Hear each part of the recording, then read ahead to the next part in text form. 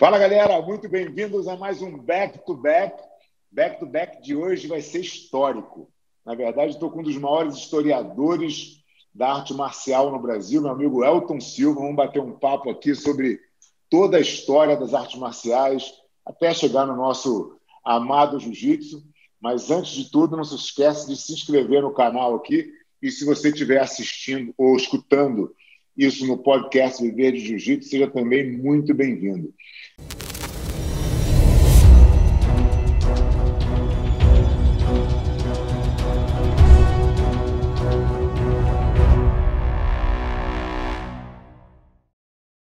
Elton, muito obrigado pelo teu tempo aí, cara. Um prazer falar contigo.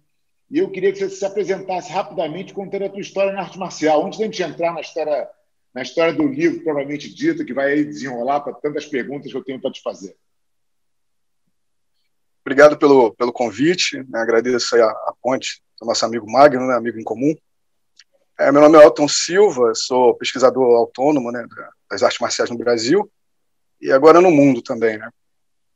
Eu sou um dos autores da trilogia muito antes do MMA, os precursores do antigo Vale Tudo no Brasil e no mundo, juntamente com o Eduardo Correia, né, que é um grande amigo, um grande parceiro nessa empreitada. E eu treino arte marcial desde a minha juventude, né, sou faixa preta de judô, de jiu-jitsu.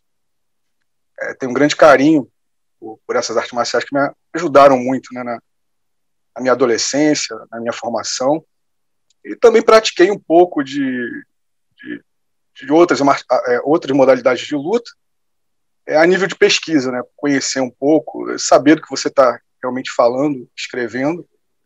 Mas é basicamente isso. Eu venho de uma origem ali, a mistura de Gracie, Nova União, né? Passei por essas escolas aí. E no judô eu tive uma formação bem tradicional, né, com o pessoal da minha região mesmo. Então, minha trajetória nas artes marciais é por aí. Muito legal. A gente estava falando em off, Elton, do teu livro, né? Eu estava comentando que eu fiz a encomenda dos 3 volumes, que é uma trilogia, né? E está demorando porque eu tive que comprar na Amazon americana. Explica como é que é essa história, por que o teu livro em português está na Amazon americana, como é que é essa dinâmica aí, para quem quiser comprar o livro, né? Porque às vezes o cara busca na Amazon nacional e não encontra, né? Então, o que acontece? O livro ele é impresso por demanda, né, na Amazon. E a Amazon ela não tem esse serviço de impressão do Brasil. Então, todo livro que você comprar, né, de autores brasileiros, eles são impressos nos Estados Unidos e mandados para cá.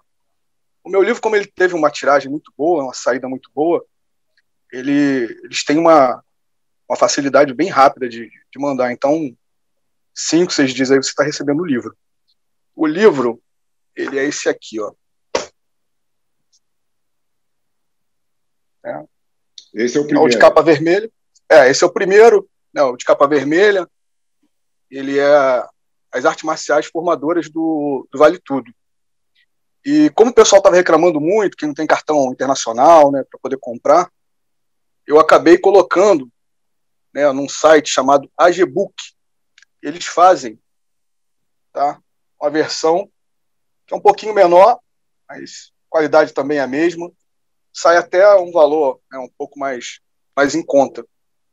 A gente resolveu fazer isso, eu e o Eduardo, porque o pessoal reclamava muito, né? Pô, não tem cartão internacional, e a Amazon só vende, né, com cartão internacional para poder efetuar a compra desses livros. Então, agora o pessoal também pode comprar na AGBooks, né, e é mais ou menos também o mesmo tempo, aí, de 5 a 6 dias aí.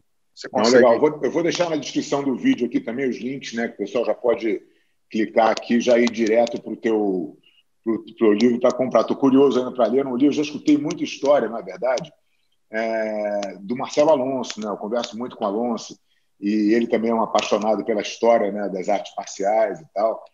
E ele já tinha me falado muito de você. Falou, cara, o Elton é o cara que mais pesquisou, o cara que sabe, que tem mais documento, né, comprovando a história das coisas, porque a gente tem uma história que nos é contada, né?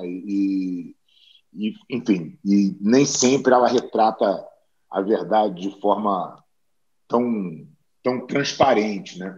Eu queria começar, eu estou te perguntando uma coisa que foi trazida à baila nos últimos tempos, que é a relação do mestre Carlos Gracie com o Maeda Koma, né? O Carlos treinou com o Maeda Koma ou não treinou com o Maeda Koma? Essa é uma pergunta de $1 milhão, né? Existem muitas evidências, né? Assim, eu não tenho dúvida da relação dele com o japonês. Né? Você tem evidências aí fartas. Agora, se você quer uma foto com o Conde Koma e o Carlos, né, você não vai encontrar. Né? Que o pessoal não leva em conta essas evidências. Né? Eu não sei, né, até que ponto as pessoas têm acesso a certos documentos, porque é difícil. Não é uma tarefa fácil. Né? Tem documentos que você leva muito tempo para conseguir, e às vezes o documento está em outra língua, você tem que traduzir, e você tem que fazer toda uma análise, né, desses períodos. A história não é uma ciência exata. O que você sabe hoje pode mudar amanhã. Né? Então a gente tem que ir com muita calma, assim, é um pisar em ovos, né? Mas existem muitas evidências. Né? A primeira evidência, o Gastão era empresário do Conde Koma, né? Então, você imagina numa época em que você não tinha TV, né? Você não tinha internet, né? O circo era o que existia ali, né, para fazer as pessoas se divertirem. Eu me lembro que nos anos 80, quando eu era moleque ainda, eu ia em circo, né, cara? Era uma coisa que juntava a família. Então, você imaginar que o Carlos não conheceu, pelo menos o Conde Koma, né? Eu vejo alguns fóruns, algumas pessoas afirmando, né? O Carlos sequer conheceu o Conde Koma. Cara, isso é impossível. O pai era dono do circo, você imagina, né? O circo chegando na região com lutadores, né? Aquele alvoroço, né, de pessoas querendo ver. É uma coisa que ninguém tinha visto antes, né? Os japoneses desafiando todo mundo ao estilo do que os Gracie faziam aí nos anos 80, 90. Uhum. O desafio Gracie com os japoneses, então. É uma tradição, né, que vem lá de trás. Então, eu acho que um indício muito forte é o próprio pai do Carlos, né, ser empresários japoneses. Mas depois você tem, cara, muita coisa interessante, né, e é muito legal você ver isso. Na verdade, nunca se cogitou, né, essa história do Carlos nunca ter sido aluno do Conde Koma até pouco tempo. Sim. Alguns historiadores começaram a escrever sobre a história do jiu-jitsu e acharam um texto no jornal o Globo. Na verdade, quem achou esse texto fui eu. Eu acabei colocando na internet, eles acabaram, né, passando um para o outro e surgiu essa teoria, né, de que Carlos não teria sido aluno do Conde Koma. O Donato Pires, né, que é um personagem já conhecido, né, que era conterrâneo lá do Carlos, eles treinaram juntos, né, inclusive abriram uma academia juntos. Ele aqui que é o dono da primeira academia, né, que depois se torna a Academia Gracie, né? Isso, da Academia da Blanche, né? Isso é uma outra história também que a gente vai poder levantar. A história da Academia de Abrantes, ela não é a primeira, né? Hoje todo mundo acha que é a primeira, na década de 30. Mas ela também não é. A gente vai poder falar um pouquinho disso mais à frente. Mas o Donato, ele tem uma desavença com o Carlos, e em uma entrevista para um jornal, o Jornal Globo, ele afirma que o Carlos nunca teria treinado com o Maeda, sequer aluno do Maeda. Né? Então, a partir daí se criou essa história. E a gente vai pesquisando, né? A história vai mudando conforme você vai levantando esses documentos. E para nossa surpresa, a minha do Eduardo, né, a gente conseguiu, cara, alguns depoimentos de pessoas confirmando, né, que realmente o Carlos ele vem dessa escola. O que se pode cogitar hoje, né, é o qual profundo era essa ligação. Né, se o Carlos foi realmente o grande campeão, como ele falava, né, o pessoal na década de 30, a gente tem que entender que eles vendiam o peixe muito bem, 30, 40, 50, só tinha um jornal, né? Você não tinha outro meio de comunicação. Depois vem o rádio e depois a TV. Então, muito do que eles falavam, né, tinha um impacto muito grande, né, a ponto de você pegar uma informação hoje, confrontar e falar, o Gurgel era um mentiroso. Né, lá atrás ele falou isso, hoje ele está falando outra coisa completamente diferente. você tem que ver o contexto da época, né? Então, eles tinham essas frases de impacto, dependendo da situação, né? Mas o legal é que a gente achou muita coisa nesse sentido, né? Quando o Carlos falava lá atrás, fui aluno da Academia do Conde Coma, fui um dos melhores alunos da Academia do Conde Coma, pode existir um pouco de exagero. Um outro fato também, que as pessoas levantam, que eu achei muito legal a sua explanação no vídeo, é que o nome do Carlos não estaria em uma certa lista de alunos de Conde Coma. Cara, o Conde Coma teve muitos alunos, você não tem como contabilizar isso. Aquela lista e pela idade, quer dizer, o Carlos podia ser um garoto que não figurava. Não, era um garoto, né? Era um garoto, sem dúvida nenhuma, né? Mas o Conde Coma ele teve muitos alunos, não só na academia que ele montou, mas por onde ele passou também. Ele deu aula muito tempo na Marinha também, né, no Belém do Pará, e passou em diversos locais, né, diversas localidades do Brasil, onde ele deixou alguns instrutores, né? Aí se questiona também a qualidade desses instrutores pelo tempo, né, que o Maeda ficou com eles, e é uma outra história. Mas de qualquer forma, ele teve contato com essas pessoas. E o Carlos, né, o primeiro depoimento que a gente tem a favor do Carlos, vamos bancar aqui o advogado do diabo, né? O primeiro, vamos dizer assim, o primeiro a advogar nessa causa do Carlos foi o próprio Oswaldo Gracie, que é um outro Gracie aí formidável. O cara tem uma história tremenda dentro Talvez seja o menos conhecido, assim, né? Isso, ele morreu muito cedo, infelizmente. Foi o que eu menos escutei falar, por exemplo, foi o Oswaldo. Mas teve um peso enorme. Se dar uma luz aí, seria ótimo. Ele teve um peso enorme. O Oswaldo foi um cara sensacional. Mas foi outro cara também que não ficou debaixo da tutela do Carlos, né? Então, ele é pouco falado também. Foi viver a vida dele, né? Mas o Carlos, o Oswaldo, ele falava o seguinte, né? Ele deu várias entrevistas durante a vida dele, enquanto ele estava vivo. O Oswaldo, ele morre em 42, eu acho, 42 ou 44, por aí. Morre muito cedo, né? Academia é aberta em 40, em 30, então ele tem uma trajetória ali dentro da Academia Gracie. Depois ele acaba saindo, né? E se envolve muito com a Guarda Civil, né, o treinamento da polícia, né, como o Carlos havia se envolvido no início. Mas ele fala o seguinte, ele fala que ele vem da mesma escola que o Carlos, né, Belém do Pará, e ele chega a pontuar uma data, né, 1917, bate muita coisa aí com o que o Carlos falava. Ele fala que ele e o Carlos treinaram com o Conde Coma, vieram da escola do Conde Coma, né? Então ele fala isso durante, né, algumas entrevistas ao longo da vida dele. E o Oswaldo, cara, ele acaba indo para Minas Gerais. Na verdade, a gente coloca o título da biografia do Oswaldo, né, a pequena biografia que a gente fez, em homenagem a ele, como embaixador do jiu-jitsu. O Oswaldo, ele começa a dar aula no Rio de Janeiro com os irmãos, se envolve em alguns desafios ali de luta livre, jiu-jitsu, vale tudo. Ele vai também para Petrópolis, né, começa a dar aula lá, forma algumas pessoas, faz alguns desafios também. Depois ele vai para Minas, né, Rio Grande do Sul. Depois ele retorna para Minas, onde ele acaba falecendo, né? Ele dava aula para a polícia, que a gente conhece hoje como Polícia Civil, né? Polícia Civil Mineira. Era um cara fantástico, né? Tinha uma formação ali incrível. Ele também se envolveu muito fortemente ali com o circuito de catch as can, né? Luta livre, né? Que era, falando assim, fazendo uma comparação grossamente, seria o ADCC de hoje, né? Tinha uns torneios ali que o pessoal mas esses torneios eram para valer? O catch can era luta real ou tinha também a questão da marmelada, da luta show? Como é que era essa... uma outra questão também que a gente levanta muito, que a gente debate muito no livro e nos fóruns de pesquisa.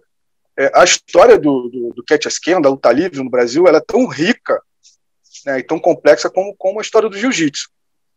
Você tinha ali lutas armadas, você tinha lutas combinadas, né, e você tinha a luta no duro, que eles chamavam, né? Era a luta pegar até bater. Então, às vezes, no evento, você tinha de tudo, cara. É bem complexo. entendeu? É difícil dizer quem lutava uma coisa e quem lutava outra. Mas geralmente, o sujeito, quando ele ia fazer uma luta armada, o público já sabia. Por exemplo, o Geomori, quando ele ia fazer uma luta no duro, ele vinha com a bandeira do Japão, estampado na bermuda dele, né? Ele tinha uma bandeirinha do Japão. Então, naquela época, as pessoas sabiam o que realmente estava acontecendo, né? Porque às vezes no único evento você tinha lutas de boxe, jiu-jitsu, né? E o catch-scan, a luta livre, né? E não acontecia somente no catch-scan, né? A luta combinada era em tudo, cara. Gera dinheiro, né? Então você tinha as apostas, né? Isso acabava influenciando em algumas... Existe uma lutas. Influência da questão do circo aí, do espetáculo, nessa coisa da luta combinada? Ou já era uma outra fase? Não, também, isso vem de fora. Né? Meio misturado tudo, né? Misturado. O Brasil, ele começa realmente vamos dizer assim, a ter um pé nesse pro wrestling, né? O wrestling mais profissional, a luta mais combinada, com a chegada de uma trupe, né? do Zbyszko, que era um cara que vamos dizer, era um ícone, cara, na história da luta livre, né? Ele era um polonês muito forte, ele faz uma luta com o Hélio, né? A luta acaba sendo empatada, né? Uma luta ali dentro das regras do jiu-jitsu, mas, né, onde não teve muita movimentação. O Hélio acabou puxando ele para a guarda, né? E acabaram ficando por ali. Mas o Zbyszko já era um cara que ele já estava há muito tempo fora do circuito de lutas, e o Zbyszko é justamente o cara que ele vem desse circuito, ele faz uma transição da luta no duro, né? Ele vem desse mundo de uma luta muito pesada, muito difícil, onde os caras se contundiam muito, na luta profissional, para uma luta, né, mais, vamos dizer assim, mais comercial, né, o pro wrestling de hoje. Então, quando ele chega no Brasil, ele saísse do UFC hoje e fosse para o WWF lá para ganhar um dinheiro, e WWE, né? Para ganhar um dinheiro, e era mais ou menos essa comparação, né? No Brasil ele fala o seguinte, né? Quando ele chega aqui, tá todo mundo lutando, o catch-scan no duro. E ele toma um susto, né? Ele fala pros caras, vocês estão fazendo loucura, velho. Vocês não tem como fazer isso a semana toda, o mês todo, vão acabar se machucando. O que acontecia, o lutador não tinha outro meio, né, de ganhar o seu pão. Então, se ele se machucasse, ficava afastado, né? E as lesões eram algo que aconteciam sempre, né? Lutadores se afastavam com o braço quebrado, perna quebrada. Tem um treino, cara, muito interessante, do Oswaldo e o Dudu. O Dudu dá uma queda no Oswaldo, quebra a perna do Oswaldo em três partes, cara. Nossa. É um negócio terrível. Então, esses caras eram realmente terríveis, cara. O próprio Dudu, que fazia muita luta armada, ninguém queria lutar com ele no duro, porque sabia que se lutasse com ele no duro seria uma situação, né, bem constrangedora. O fato do cara lutar armado não tirava a credibilidade do cara como lutador, né? O cara continuava sendo nenhuma. Excepcional lutador independente, porque hoje seria uma mancha, né? O cara lutar uma marmelada, pelo menos no meu tempo, o cara fala, pô, esse cara esquece, esse cara é marmeleiro, né? Cara, eu falo muito com o Marcelo Alonso, né? Eu converso muito com o Alonso sobre isso. E eu falo bem assim, cara, é muito complexo esse tema, o universo das lutas. Então, quando você começa a atacar muito, você tem que tomar cuidado. Eu falo muito com ele, né? Aí o pessoal bota todo mundo, né, no mesmo saco, não é. Então, os Gracie lutaram campeonato de catch-scan. Eles são marmeleiros? Né? O Oswaldo, ele era além de ter lutado também, ele era considerado um dos melhores juízes do circuito de catch-scan. Ele era marmeleiro? Não. Né? A história, ela não foi devidamente estudada. Então, ela é muito complexa. Mas voltando ao caso do Oswaldo, ele acaba tendo essa ligação muito forte com o catch-scan, né? E foi um dos primeiros a advogar a favor do Carlos. Depois você encontra diversos depoimentos nesse sentido também. Um dos depoimentos mais marcantes, que eu considero, foi do japonês Takeo Yano, que era um cara que falava abertamente que ele não gostava do Hélio, não gostava do Carlos. Né? Eles não eram, vamos dizer assim, os melhores amigos, né? Então não teria por que ele mentir. nós conseguimos o depoimento do Iano confirmando, né, essa ligação do Carlos. Na verdade, 2 irmãos, ele fala 2 irmãos. Então, ele acaba colaborando com a entrevista com os depoimentos do Oswaldo, né? O Oswaldo fala que ele e o Carlos. Né? E quando o Iano ele fala da ligação dos Gracies com o Conde Coma, né? Ele fala os irmãos Gracies. Ele não fala um. Então ele fala 2. Realmente. A história que vem para a gente de forma simplificada, né, que a gente escutou a vida inteira, é que o Carlos tinha aprendido com o Conde Coma, tinha vindo para o Rio de Janeiro, tinha ensinado os irmãos, né? Mas, na real, a história mostra que o Oswaldo é mais complexo. Aprendeu com o Conde Coma. Não, a nossa história é extremamente simplificada, não tenho nenhuma dúvida disso. Né? Quando você vai pesquisar, aconteceram milhões de coisas no caminho que não foram contadas ou foram, enfim, simplesmente simplificadas. Né?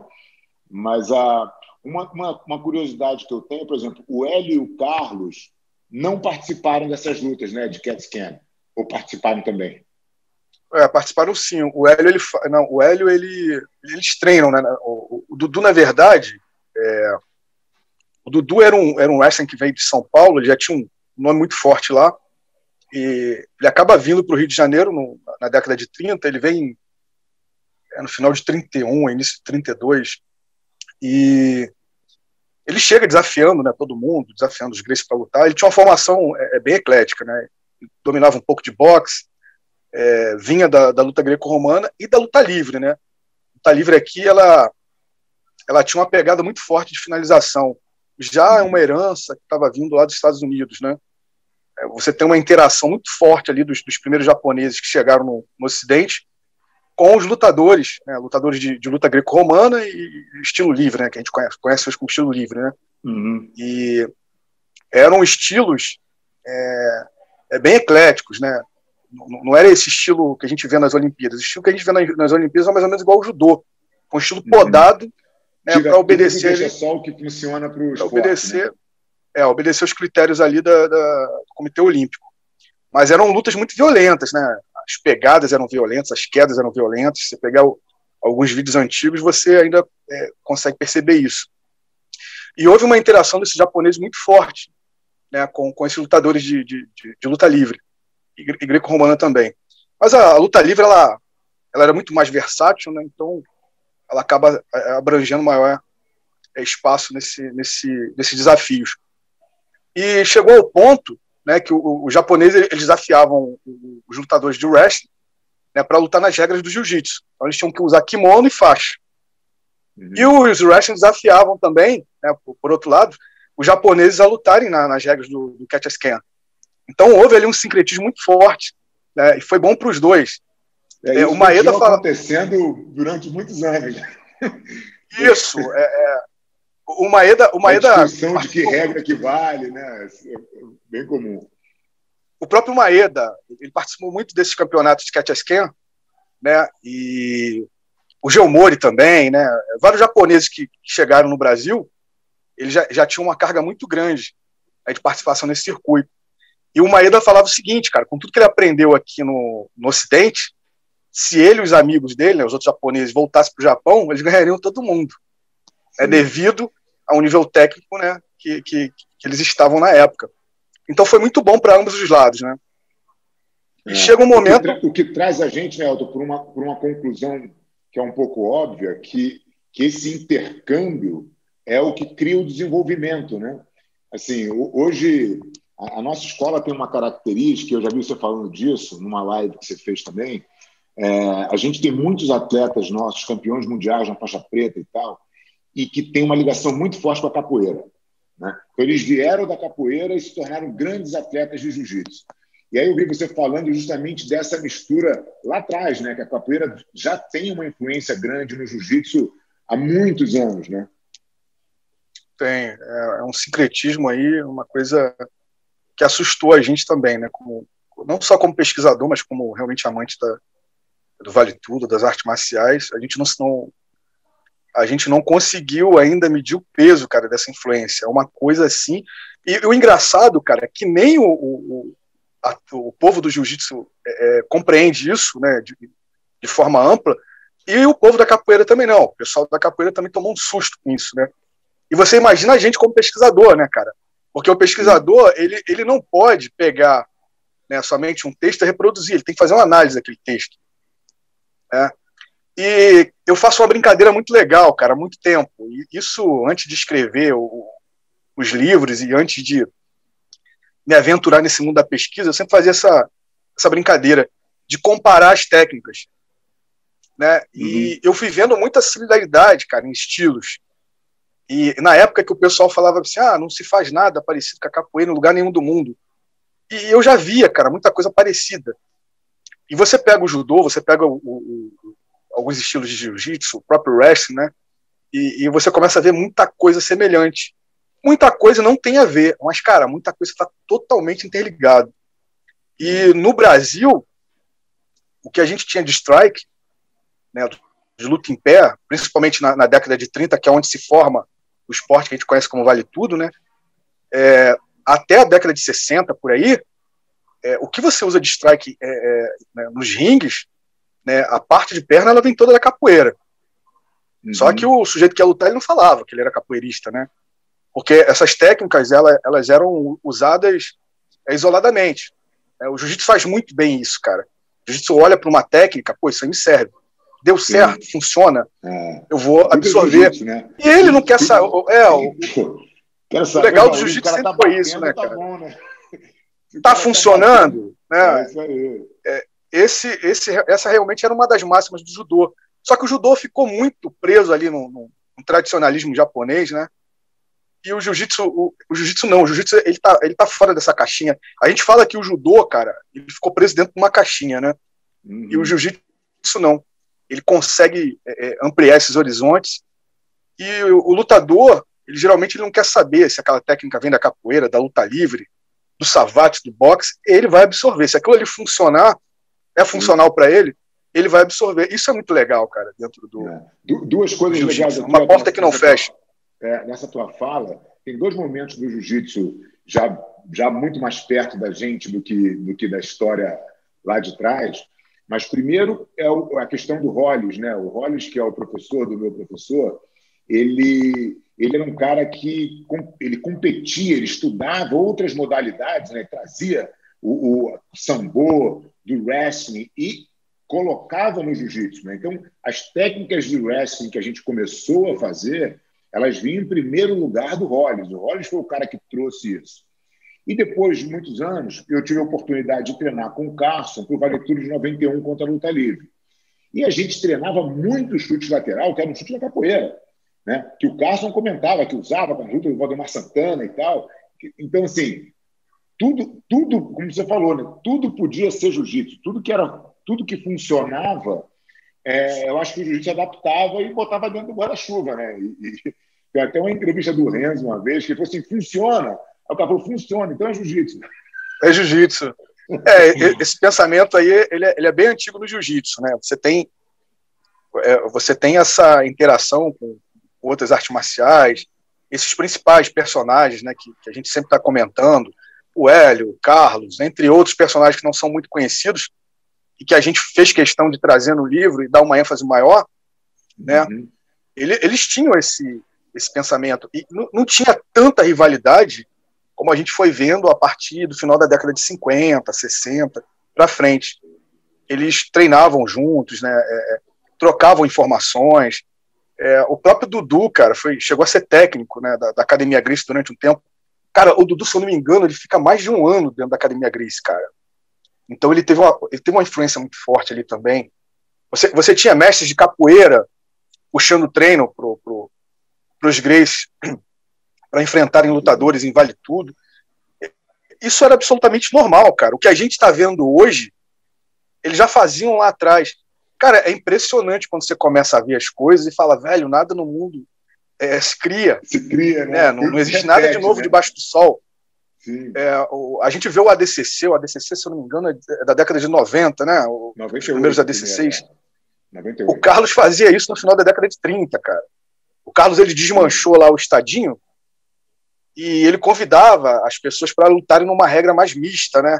Onde os lutadores de luta greco-romana, luta livre e jiu-jitsu pudessem competir.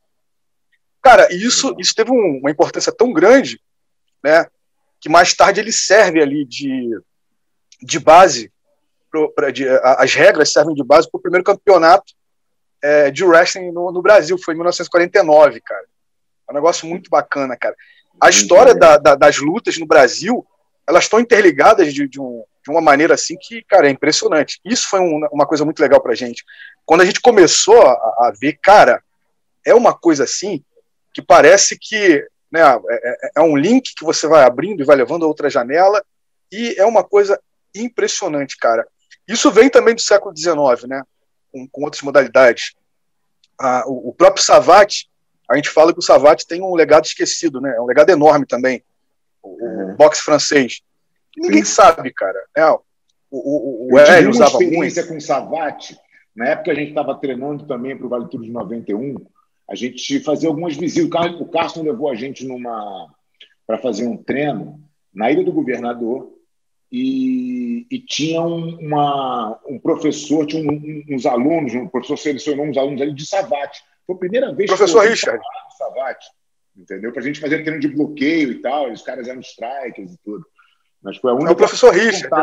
Ele é descendente de francês. Ele me ajudou muito aí nessa parte de Savate, né? Eu fiz contato com ele, ele acabou me apresentando a outras pessoas. Mas esse movimento, cara, isso aconteceu lá fora também. Você tem diversas artes marciais se juntando, esse projeto, né, de Vale Tudo. Só que isso tudo acaba, cara. Acho que a grande importância do Brasil está justamente nisso. A gente manteve uma tradição que se acabou no mundo. Não só no jiu-jitsu, né? Mas também no Vale Tudo. Você teve vários Hélios Gracies da vida na Europa, nas Américas, você tinha vários Carlos da vida, só que isso vai se acabando, né, devido à regulamentação, vão se criando entidades, né, para regularizar o esporte, e devido à natureza violenta desses esportes, esses esportes vão sendo proibidos. Isso no Brasil não acontece, cara. É até engraçado, né? O Vale Tudo, ele não é, de certa forma, uma criação da família Gracie. É uma coisa que vem sendo aperfeiçoada lá de trás, com a chegada na verdade, no século XIX você tem algumas lutas também, mas não é algo padrão. Mas quando você tem esses lutadores, a grande maioria europeia, né, lutadores do circuito europeu, já aposentados, grandes campeões, eles começam a fazer demonstrações no Brasil, ali no começo do século XX, 1904. É a primeira grande apresentação que eles fazem. E no começo era tudo muito combinado, né? Aquela coisa, eu vou lutar com você, eu ganho a primeira luta, a gente vai para revanche, você ganha a segunda luta, e na terceira luta a gente, né, a luta é a Vera e vê quem ganha. Então tudo era muito voltado para o show. E os caras não tinham ninguém para enfrentar eles aqui no início do século. Então, com o tempo, os brasileiros eles vão se desenvolvendo, né, no wrestling, vão ficando bom, e o brasileiro também ele tem um pensamento muito eclético, né? O sujeito que dominava capoeira, a gente é miscigenado, a gente é misturado, né? Isso já é uma mistura, cara. Povo, né? Isso é muito legal. Tem um lutador, eu costumo dizer que ele é o primeiro grande herói do esporte nacional, chamado Zeca Floriano. Você vai ver um capítulo dele lá, você vai se apaixonar por ele. Porque é uma história muito legal, né? Ele era filho do segundo presidente da República, né? O Marechal Floriano. Ele acaba largando a carreira militar, o pai dele queria que ele seguisse carreira militar, ele se envolve com o circo, e através, né, do mundo do circo, que a gente, né, iniciou a conversa, ele conhece lutadores de jiu-jitsu, luta greco-romana, boxe, capoeira, e ele se torna, acho que o primeiro grande lutador, né, de forma eclética. Ele usava dentro das lutas, né, capoeira, judô, jiu-jitsu, luta livre, luta greco-romana. É um cara que foi ali o primeiro desbravador, né, do Vale Tudo dos Rins. Cross-training, né? Não é uma um cara... era o primeiro. E depois você tem outros caras que seguem essa linha, né, cara? É muito legal. Então você vê que isso é coisa de brasileiro mesmo. Você tem o Maraleixo. O Maraleixo, ele chega a criar, cara, um sistema que foi oficializado pelo Exército, né? Virou lá a aula do Exército. Ele chamava de ataque e defesa, aí depois foi chamado de método eclético, teve vários nomes, né? ginástica nacional, mas era uma mistura de tudo, onde o carro-chefe era o jiu-jitsu e a capoeira. Aí depois você tem um senhorzinho também, que treina uns caras aí que acabam lutando ali com os Gracies na década de 50. Então isso aí, cara, tá bem no sangue do brasileiro. Isso é muito bacana. O que você acha que é a grande diferença? Porque a gente tem também essa coisa do como que o jiu-jitsu chegou aqui? Por que chegou o jiu-jitsu, não chegou o judô? Como é que chegou o judô? Como é que chegou o jiu-jitsu? Onde é que está essa diferença aí na história? Então, é uma confusão que as pessoas fazem, né? Até hoje. Se fez isso muito no passado e vai continuar acontecendo, né? Porque realmente é confuso. O jiu-jitsu, na verdade, é um termo genérico, né, para as artes marciais japonesas. Como a gente usa Kung Fu, né, para aquele monte de estilo chinês. Então, o jiu-jitsu seria, né, esse termo genérico. Você tinha várias escolas, né, e cada escola tinha o nome lá do seu fundador e o seu próprio estilo. Então, eles tinham características voltadas realmente para aquela escola. Então, você tinha uma escola que trabalhava mais a projeção, você tinha uma escola que trabalhava, né, mais a defesa pessoal com armas, né, você tinha a escola que trabalhava uma defesa no chão, mas geralmente era algo muito básico nessas escolas, né? Era a projeção e o domínio do sujeito. Isso era o básico, né? Uma outra coisa básica nessas escolas era a metodologia. Se treinava muito movimento pré-determinado. O famoso kata, né? Então você ataca ou defendo. O treino que a gente conhece hoje, o treino livre, né, o randuri no judô, o rola no jiu-jitsu, isso não era algo comum. Tá? Isso não era algo comum. A maioria dessas escolas, elas tinham essa metodologia de treinamento com movimentos pré-determinados. Era a base da pirâmide. O Jigoro Kano, ele inverte isso. Ele dá ênfase ao quê? Ao treinamento livre. Não que essas escolas do passado não tivessem treino livre. Algumas até tinham. Mas não era algo assim que você ia encontrar em diversas escolas. Pelo contrário, era uma ou outra que fazia. E também não existia um padrão de regra, né? O que o Jigoro Kano faz é inverter a pirâmide, ele dá maior ênfase ao treino livre, né? Ou seja, o que você aprende agora, você vai botar ali em prática com seu parceiro. Esse treino tradicional, né, ele resume ali num conjunto de técnicas ali que você vai estudar mais tarde. Então, ele basicamente faz isso. O que o Jigoro Kano faz não deixa de ser jiu-jitsu, né? Ele falava isso, né, durante muito tempo.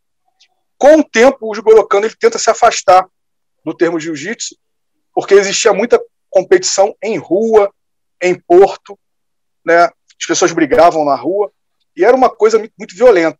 Então, o Jigoro Kano ele sempre teve esse olhar aí para a escola dele, né? Um olhar mais moderno, né? Um olhar onde você preservasse aquela cultura, né? Mas de forma moderna, sempre baseado ali na educação, né? O Jigoro Kano é conhecido como o pai da educação física e o pai da educação, né, no Japão.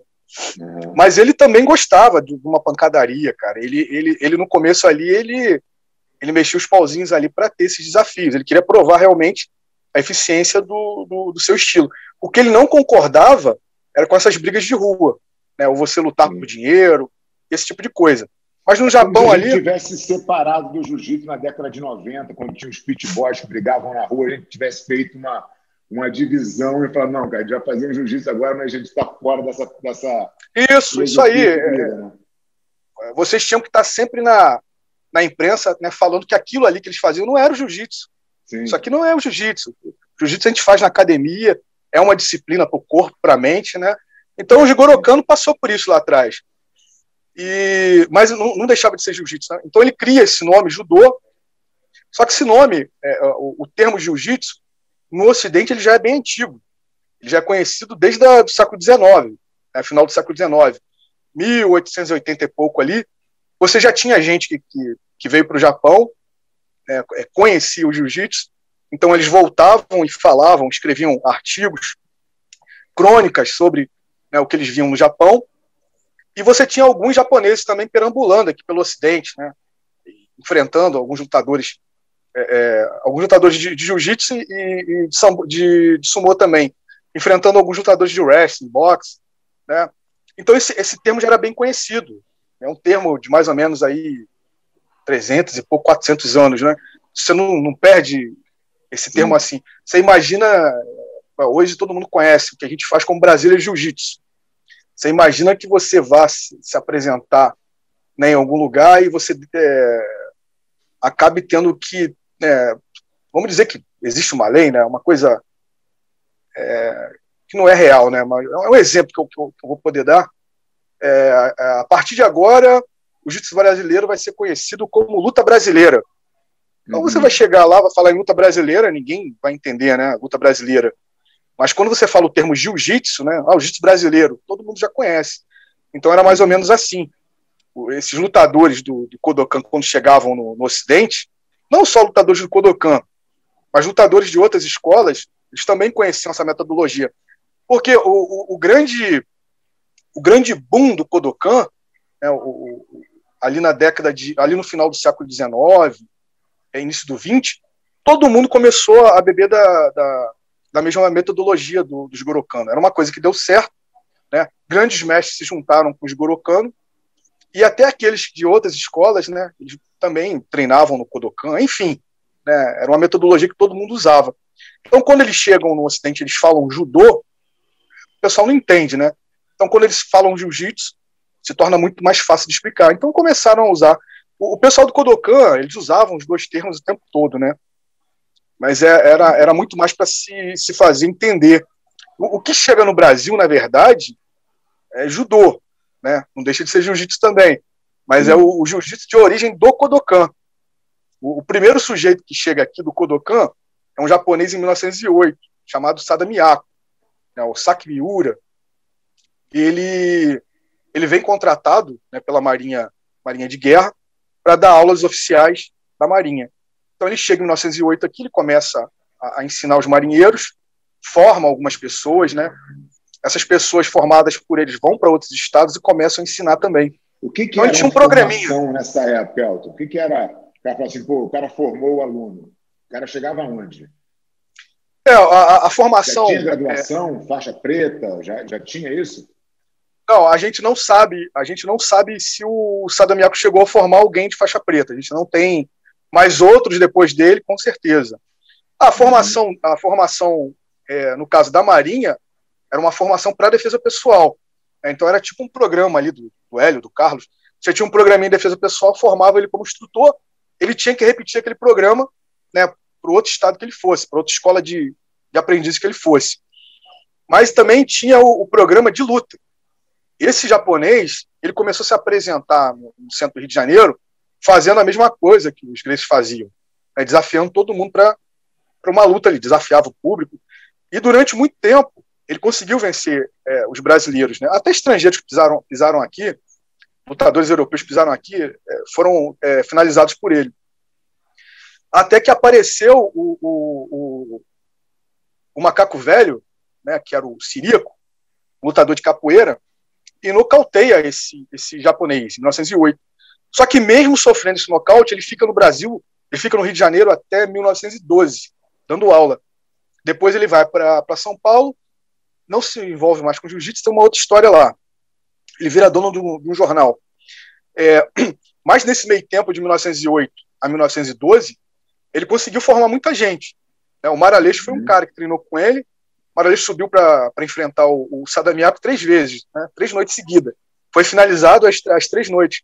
Cara, a última noite, o Sada Miyako aplica um tomoe-nage nele, só que ao invés de jogar ele para trás, né, ele aplica aquela chave de braço clássica, que a gente levanta o cara, roda e cai no gigatame, né, no armlock. Aí o Maraleixo falou, cara, chega, não dá para mim, a partir de hoje eu vou ser seu aluno. E cara, o Maraleixo leva ele para diversos locais no Rio de Janeiro, diversos clubes, leva ele para o Exército, e tem um impacto muito grande, cara. Isso aí, no livro você vai poder avaliar o impacto que isso tem, até mesmo nos Gracies, indiretamente. Depois do Sada Miyako, você tem o Geomori. O Geomori, ele chega... O Geomori é que já luta com Carlos, né? Que já tem a rivalidade com Carlos. Né? Isso. O Geomori, na verdade, quando ele chega no Brasil, no final de 25, ele vem aposentado. O João Moura, ele vem curtir a vida, ele vem se aposentar. Ele já tinha uma carreira muito grande de luta na Europa, né, nos Estados Unidos. Ele enfrentou muita gente. Tem uma ligação muito forte com esse circuito de lutas, né, do Catch Scan, assim como Maeda também. Então ele chega aqui, ele monta um restaurante, um dos maiores restaurantes ali em São Paulo. Ele quebra. Vou te cortar, Elton. O João Moura também é Kodokan. Kodokan também. O João Moura também é Kodokan. Estou dando exemplo, né, dos introdutores. Ele acaba quebrando esse restaurante, monta um restaurante menor também. O Omori era horrível com o comércio, né? Era um péssimo comerciante. Ele quebra os 2 restaurantes, cara, sucessivamente. Então ele se vê obrigado, cara, a fazer o que ele sempre fazia, a lutar. Ele não sabia fazer outra coisa. Então o que ele faz, cara? Ele vai para um circo e começa a lutar nesse circo, né? Então se envolve ali com lutadores de capoeira, boxe, né? Uma confusão danada. Tem uma grande fama, aonde o Carlos fica sabendo dele, em Minas Gerais, né? Se espalhou a notícia do João Omori, e o Carlos vai procurar o Omori, né? Então eles têm uma relação ali muito forte. Cara, eu diria que até de amizade mesmo. Os caras levaram essa relação até o final da vida do Omori ali, né? O Omori sai em 37 do Rio de Janeiro e acaba morrendo em 38 ali em Minas, mas eles têm essa forte relação, o Carlos, principalmente o Carlos, né? Não muito o Hélio, mas o Carlos tem uma forte relação com o Omori. Que é uma geração muito diferente, né? O Carlos e o Hélio têm idade muito longe, né? Um do outro. Isso, cara. Então ele é outro. Nos mestres, a gente acha que eles estão na mesma idade, mas existe Não. O Omori, o Omori era praticamente um veterano, né? Quando ele chega aqui. Ele chega com 38 anos. 38 anos, 2 é um garoto, né? Mas você imagina aquela época, 1925. Já era um jovem senhor. Então ele acaba tendo esse relacionamento com o Carlos. O Carlos vem para o Rio de Janeiro e depois é o Carlos que traz o Omori para o Rio. O Carlos traz o Omori para o Rio. Eles mantêm uma certa relação no começo ali, depois o Omori acaba saindo, monta sua própria academia. Então depois você tem antes do Omori você tem um Conde Koma, né? 1914. Você tem o Sada Miyako, você tem o Conde Koma. O Conde Koma faz um barulho enorme. Ele chega pelo sul, vai passando por várias capitais, mas o barulho maior que ele faz aqui no Rio de Janeiro e no Nordeste. No Nordeste também. Ele deixa um discípulo no Rio de Janeiro e deixa um discípulo no Nordeste. No Rio de Janeiro seria o Maraleixo. Maraleixo era antes de Belém. Isso, antes de Belém. Belém é o último estágio ali das apresentações deles. Acabam firmando moradia por ali. Ele acaba tendo o Maraleixo, em 1914. O Maraleixo era já discípulo do Sada Miyako, né? Então ele passa a treinar com o Conde Koma na Guarda Civil. O Conde Koma é contratado pelo governador para dar aula na Guarda Civil. E o Maraleixo era chefe da Guarda Civil. Era o responsável por defesa pessoal da Guarda Civil. Então eles têm esse contato ali. Tem até foto do Maraleixo aplicando uma queda no Conde Koma. Está no livro. O Conde Koma passa pelo Nordeste. Ele tem também um aluno em Pernambuco chamado Bianor de Oliveira, né, que era um cara meio parecido aí com o Jacinto Ferro, né, que era um cara que também tinha uma formação eclética, sabia capoeira, luta greco-romana, aprende um pouco ali com o Conde Koma, esse programa de desafios, né?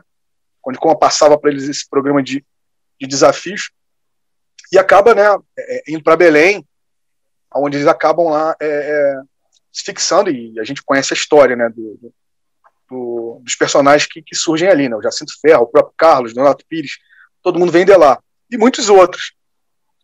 Aí depois você tem o João Omori.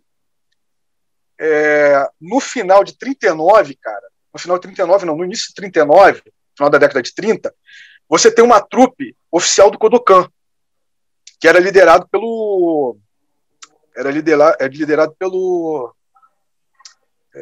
rapaz, fugiu o nome do Kotani. Kotani é um dos grandes ases aí do judô tradicional. Eles vêm justamente para o Brasil, em missão oficial, para falar para o pessoal que o que se praticava aqui era o judô Kodokan, e não o jiu-jitsu. Então o Hélio se envolve até com eles, né? O Hélio começa a fazer apresentações ali no Rio de Janeiro, na Marinha.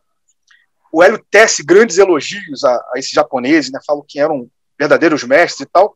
E os caras se dão muito bem, cara, com o Hélio, que convida o Hélio para ir para São Paulo. E o Hélio se envolve lá com a galera de São Paulo, da colônia japonesa, cara. E o Hélio fica fascinado com os caras, com a técnica dos caras. E é bom lembrar que era um judô diferente do judô que a gente vê hoje. Não era esse judô olímpico. Era um judô muito mais completo. Quando eu comecei a treinar jiu-jitsu em 95, 96, paralelamente eu fazia judô. Então, cara, eu era muito criticado no judô, por fazer jiu-jitsu, era muito criticado no jiu-jitsu, por fazer o judô. E eu percebia, cara, que as duas formas de luta se uniam perfeitamente. Eu falava, cara, mas eu vou parar de fazer isso aqui, cara. Tá complementando, isso aqui é muito legal. E o meu professor ficava muito puto, cara. O Lélio, que Deus o tenha, o Lélio Machado, foi o mesmo professor do Ricardo Arona, cara. E ele falava, Welton, você não tem que fazer isso não, cara. Aqui tu vai aprender de tudo. Ele me chamava de Welton. Aqui tu vai aprender de tudo. E no judô, cara, os caras falavam, ih, cara, já veio o jiu-jiteiro, vai levar pro chão. Então tinha essa coisa. Mas eu percebia que as lutas se casavam, né, cara? Então, o judô de antigamente era mais ou menos isso, cara. Você tinha um trabalho muito forte em pé e um trabalho muito forte no chão. É claro que você tinha caras ali que desenvolviam o chão, né, com muito mais ênfase. Aí depois, na história, que é uma coisa longa, no livro você vai poder também tirar suas conclusões, acontece vários eventos com o Kodokan que vai mudando esse foco. Não é uma coisa, são várias durante vários tempos. É uma construção coletiva, né, que vão mudando o rumo do Kodokan. Mas quando esse japonês chegou em 39, era uma coisa, cara, muito legal, uma coisa muito fantástica que o Hélio gostou muito. Se a gente fizer um paralelo, né, com o que você está falando agora, essa questão, quando você começa a colocar regra, você dirige a técnica, né? Então, se você fala assim, olha, não vale mais isso, não vale mais isso, você vai dirigir a técnica para um lado e aquilo vai se desenvolver naquele caminho. O jiu-jitsu, quando começou a fazer as regras de competição, ele também foi para um lado diferente, né? Foi se distanciando cada vez mais. Hoje existe um distanciamento do jiu-jitsu praticado nas academias que estão voltadas para a competição do jiu-jitsu original, porque eles têm que se adaptar, quer ganhar o campeonato. O campeonato tem um tempo, tem uma regra, tem um ponto que vale. Quer dizer, o atleta vai se adaptando àquilo, né? E exatamente, o judô é diferente. Então, quando você pega as técnicas que são, cara, praticamente as mesmas na origem, você consegue ter um resultado completamente distinto, né? Cara, eu discuto no modo positivo, né? Com os Valentes, os irmãos Valentes, o Guilherme e o Pedrinho. Os caras são fantásticos, demais, né? E a gente fala muito nisso, cara. Porque o jiu-jitsu brasileiro, ele tá passando pelo mesmo processo do judô. Essa parte esportiva, realmente, ele tem tirado a essência da luta, né? Eu vou falar uma coisa aqui que às vezes pode chocar as pessoas e gerar alguma crítica. Mas, cara, eu sou apaixonado pelo aquele jiu-jitsu que eles faziam ali nos primeiros campeonatos mundiais. Cara, eu perdia meu tempo vendo aqueles vídeos, cara. Eu vejo até hoje, Gurgel. Eu acho muito legal aquilo ali. Eu não consigo ver esse jiu-jitsu de hoje, cara. Eu vejo muita coisa legal. Eu sei que é uma evolução fora do normal, entende? Não é uma crítica. Mas eu acho que aquela essência ali se perdeu, cara. E era uma coisa legal. Você vê esses grandes campeões da sua época. Aí eu te falo um desafio pessoal, né, cara? Porque talvez a minha geração seja a última geração que teve o contato com o jiu-jitsu do fundamento mesmo, né? Defesa pessoal e depois a evolução até entrar na parte esportiva, né? Eu tive a oportunidade de lutar 6 mundiais e tal. E depois disso, eu vi os meus alunos evoluindo e transformando as técnicas e tal. Eu acho que a gente tem um trabalho para fazer, de conectar essas pontas. Não é que vai mudar. O garoto que quer ser competidor, ele tem que, de fato, se dedicar àquilo, né? Porque senão ele não vai ganhar. Né? Mas ele tem que ter o conhecimento de onde aquilo veio, porque isso é rico, isso é histórico. Né? Então, se amanhã você quiser ser um professor de jiu-jitsu, você tem que saber a história, você tem que saber... O meu interesse de conversar contigo aqui é porque eu quero saber mais da história, porque isso faz parte do conhecimento que você vai acabar passando para o teu aluno, né? E da tua formação. Então, acho que o jiu-jitsu tem esse problema hoje, é uma preocupação, inclusive da federação, de não deixar isso se distanciar ao ponto de virar simplesmente uma competição esportiva e perder toda a marcialidade, né? Porque eu acho que a grande diferença do jiu-jitsu para o judô, na minha opinião, é que o jiu-jitsu é uma arte marcial. E é assim que a gente entende ela. E o judô virou uma questão educacional, esportiva, que tem as técnicas, como eu falei, mudam muito pouco, mas o mindset muda muito, né? Então, acho que essa é uma missão que a gente tem que ter de resgate, né, cara? Para assim, as pessoas entenderem o jiu-jitsu como é inteiro, né? Não por parte. Isso, o Kodokan ele tentou fazer isso algumas vezes, né? Mas a coisa já tinha saído fora de controle, então não é difícil fácil, voltar atrás, cara. É muito difícil. Mas a gente entende também que o esporte, né, é que dá essa sustentação. O esporte ele fez o jiu-jitsu ganhar o mundo, né, cara? Eu costumo dizer que evoluiu de tal maneira que às vezes tem coisas que você não entende, cara. Você vai ver uma posição hoje e outra amanhã, faz parte. Mas realmente essa essência da luta, né, ela tem que ser preservada. E principalmente a defesa pessoal, né, cara? A defesa pessoal virou algo assim, cabeça de peixe, né, velho? Você quase não vê num prato. Então, eu acho que é muito importante. O que acontece, o que eu acho, cara, é que as academias se voltaram muito para a competição, como você falou, isso foi uma mola propulsora aí para eles ganhar o mundo e tal, e foram esquecendo. Só que a defesa pessoal, ela é o que faz sentido para o aluno novo, né? O cara que não faz jiu-jitsu, que vai começar, é a única coisa que ele consegue relacionar com algo que ele conhece, né? Então, acho que ela nunca vai perder o seu encanto, a sua beleza na questão de atrair as pessoas para o jiu-jitsu. E tem uma preocupação com o garoto que não sabe defesa pessoal, porque ele vai ficar refém única e exclusivamente do esporte. E eu acho que isso é bem ruim, né? Então, eu entrevistei muita gente antiga, né? Pessoal de certa idade, na base aí dos 80 para 90, e os caras falavam que as aulas antigamente, você entrava aprendendo defesa pessoal e só mais tarde você ia aprender, né, o rola, o treino livre, né, o sparring. Então você tinha uma ênfase muito maior nessa parte de defesa pessoal, você tinha que aprender todo esse processo, todo esse programa, e só depois... Eu comecei o jiu-jitsu em 83, finalzinho de 83. E toda a minha aula eu tinha que passar o programa de defesa pessoal quase inteiro, né? Então você ia ali anexando mais posições, o teu programa ia aumentando. E aí o finalzinho era a parte de chão e aí o rola no final. A defesa pessoal tomava mais tempo. Eu vivi essa transformação inteira, porque eu fui vendo isso perder a força, isso foi levado somente para a questão das aulas particulares. Como eu era professor, eu pratiquei muito, porque eu dava aula particular. Então, eu fazia defesa pessoal o dia inteiro, né? Mas quem não fazia aula particular ou quem não dava aula foi perdendo o contato com a defesa pessoal e foi virando totalmente para o lado esportivo, né? Então, a própria Academia Gracie, na década de 80, segunda, quarta e sexta era o treino normal e terça e quinta era só aula particular. Os atletas, os competidores, nem tinham aula para fazer na terça e quinta lá, no Maitá, que era a academia do Hélio, do Rickson, do Royler, onde os irmãos já estavam dando aula juntos. Era só aula particular terças e quintas, onde tinha defesa pessoal. Na segunda, quarta e sexta não tinha mais, nem na Academia Gracie. Eu venho de algumas escolas, principalmente os últimos professores que eu tive, que tinha essa ênfase em defesa pessoal, né? Todo exame a gente era obrigado a fazer o programa, e se você não fizesse o programa, você não passava de faixa, cara. Sim. Então, tinha que fazer, né? Mas realmente são poucas escolas que cobram isso dos alunos. Quando a gente criou a metodologia, né, cara, da Aliança, nos anos 2000, 2001, para ser mais preciso, não existia uma metodologia de aulas coletivas no jiu-jitsu.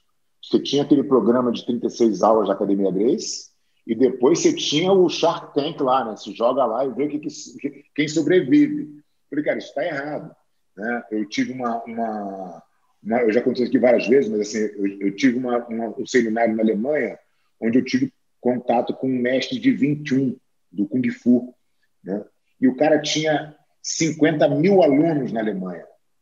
Eu falei, nossa, eu preciso conhecer o que esse cara está fazendo. E ele tinha um sistema de aula. que o jiu-jitsu não tinha. Eu falei, cara, a gente não pode, com o produto que a gente tem, não ter um sistema de aula. Aí eu voltei dessa viagem escrevendo, e depois o programa foi se desenvolvendo. Mas a nossa preocupação era como é que eu vou botar defesa pessoal num programa de aulas coletivas? Porque é uma dinâmica muito diferente. Eu já conversei isso com o Pedrinho Valente algumas vezes, né? E a gente desenhou um programa de aulas coletivas, que não existia no jiu-jitsu. A gente está falando de 20 anos atrás, né? Hoje todas as nossas escolas têm, todas as faixas têm exame de faixa, todo mundo tem que saber defesa pessoal. Mas a gente sabe que essa não é a realidade da maioria, né? E eu acho que essa é uma grande preocupação. A defesa pessoal não pode ser esquecida, né? Eu falo sempre com o Pedro, cara, que deveriam fazer um programa, um livro, né, com esse programa deles, que seria de bom grado para todo mundo que pratica o jiu-jitsu hoje, né? Que realmente, cara, são muito poucas pessoas que dão ênfase aí à defesa pessoal. Agora, deixa eu te perguntar uma coisa. O que você acha que foi a grande diferença para a família Gracie se tornar a referência que ela se tornou? Né? Porque a gente está vendo aí vários players, né, que chegaram, que treinaram jiu-jitsu, que competiram, que lutaram. Por que a família Gracie foi a que continuou, né, essa história e transformou o jiu-jitsu no que ele é hoje? Para mim são duas coisas assim básicas, né? A primeira que foi um trabalho de família, né? Você tem ali um sucedendo o outro, né? E isso não para. Vamos dizer assim, muitas tem, né? A dinastia de ter gerações fazendo a mesma coisa, né? Você não tem.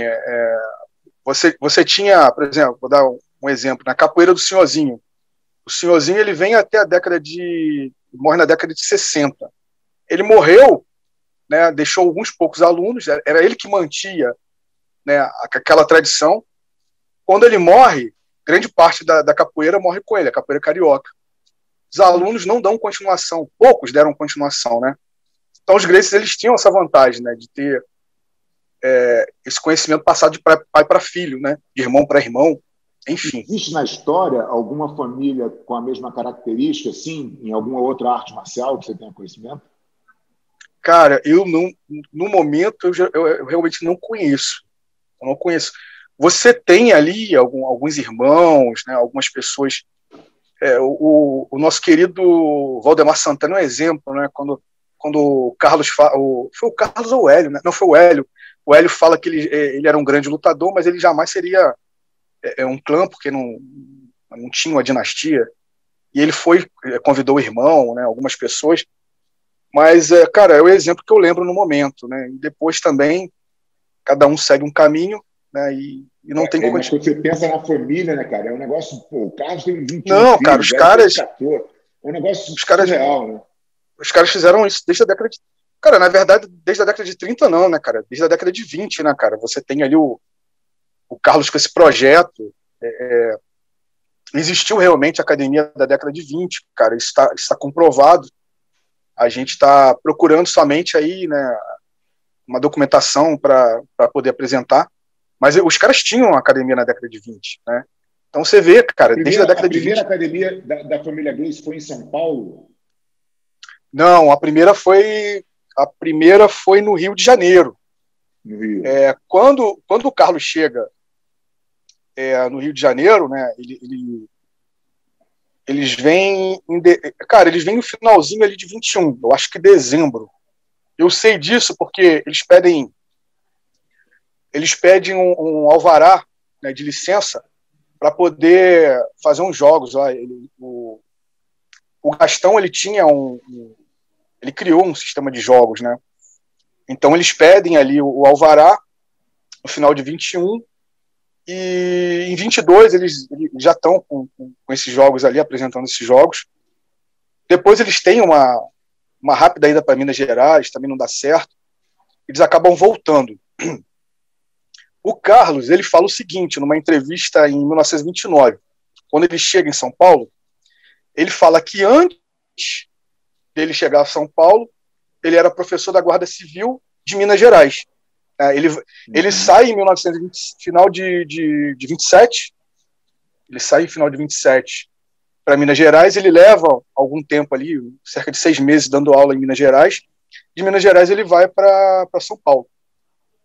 Então ele fala que antes dele vir de Minas Gerais, ele dava aula para um seleto grupo de alunos no Rio de Janeiro. Então você coloca ele, né, entre 27 e 26. Né, ele sai no final de 27, então no final de 27, entre 26 e 27. Tem uma outra entrevista que eu acho muito importante, que é do Donato Pires. Donato Pires, ele dá uma entrevista em 31 falando que antes dele abrir com o Carlos da Academia da Abrantes, ele tinha uma academia na década de 20. Ele fala 23, mas eu acho que na hora de digitar ali, o sujeito digitou errado. Né? Essa academia deve ser 25, 26 também. Então, a teoria que a gente tem é que os dois já estavam trabalhando ali na década de 20. E você acha que era a mesma academia ou era separado? Não, a gente já está com a localização, só falta um documento mesmo para a gente poder comprovar e apresentar isso. Mas isso foi em Copacabana, cara. Foi foi na garagem de um prédio de Copacabana. Então, a história é assim, né, cara? O que a gente falou no começo, né? Você vai levantando essa documentação e você vai vendo. Agora, eu sempre falava, né? O Carlos falava assim, o Carlos e o Hélio, eles dão umas duas entrevistas que eles falam que a academia era de 1925, né? Aí quando o pessoal descobre que é 1930, tá vendo aí, mentiroso, não é 1930. Pô, os caras estão dando entrevista, cara, sei lá, 30, 40, 50 anos depois. Né? Você não tem, né, uma data exata. Mas, realmente, existiu essa academia. E baseado nas informações que eles apresentam, essa academia de 20, ela realmente existiu. O Donato fala 23, né, eu jogo aí para 25, aí o Carlos fala, né, que antes de Minas, então 27. Então ela estaria ali entre 25 a 27. Né, ela realmente existiu.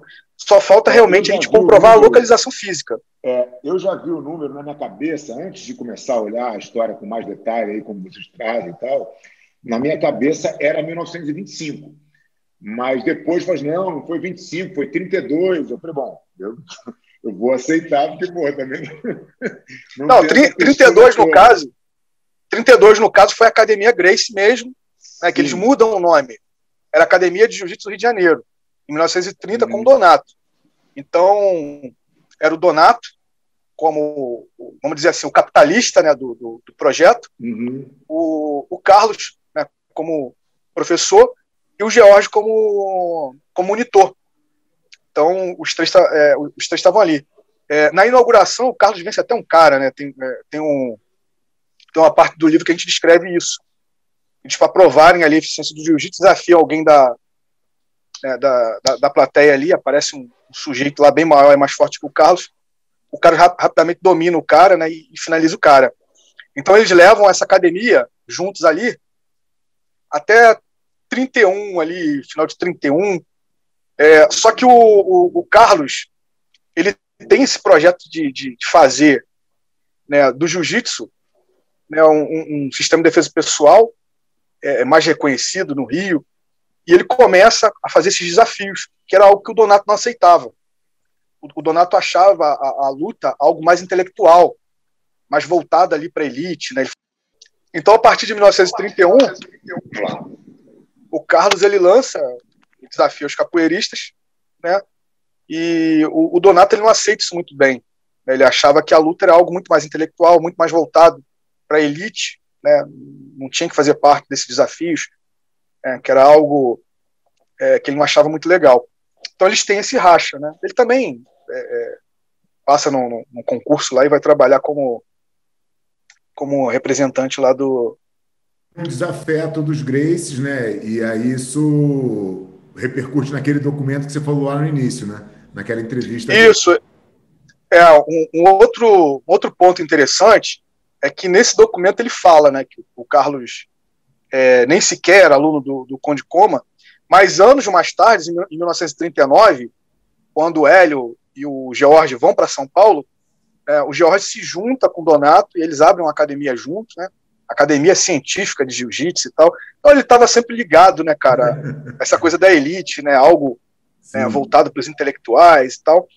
E ele confirma, né, ele meio que se contradiz aí, fala realmente que, né, os Gracies vieram da Academia Conde Coma. Então são dois momentos polêmicos aí. Isso provavelmente, Elton, teve uma influência grande na na própria trajetória da Academia Gracie, né? Porque a Academia Gracie também foi sempre uma academia muito elitizada e eu acho que isso tem um peso importantíssimo no jiu-jitsu e na sobrevivência do jiu-jitsu, né? Como negócio, porque você vê hoje o jiu-jitsu ele é feito de academias, né? As academias têm sucesso, os professores ganham dinheiro ao redor do mundo aí ensinando jiu-jitsu. E eu acho que isso é uma herança que vem da família Gracie. Agora, você falando que o Donato tinha essa pegada mais capitalista, mais elitista, talvez a família Gracie tenha se associado a ele justamente por isso, né? O jiu-jitsu ali na década de 30, até um pouco antes, né, ele era elitizado realmente. Ele já vem da Europa, né, uma fama muito grande de uma luta que a elite praticava. Era uma verdadeira coqueluche, né, lá na Europa.